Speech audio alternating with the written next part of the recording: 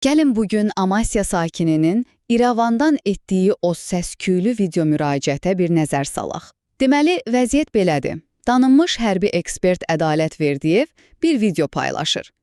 Və demək olar ki, hamı təəccüblənir. Çünki videodakı şəxs düz İrəvanın mərkəzindən danışır və onun dedikləri heç də gözlənilən deyil. Birincisi, bu adam kimdir? O, Amasya rayonunun Öksüz kəndinin keçmiş sakinidir. Və o deyir ki, mən İrəvanın düz mərkəzindəyəm, hər yer sakitçilikdir, heç bir təhlükə yoxdur. İkincisi, o, bununla da qalmır, birbaşa öz qohumlarına səslənir. Onlara deyir ki, heç nədən çəkinməyin, durun, gəlin bura.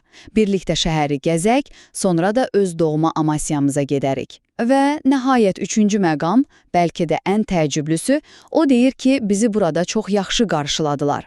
Hətta o qədər yaxşı ki, bir neçə gün də burada qalmağı düşünürük.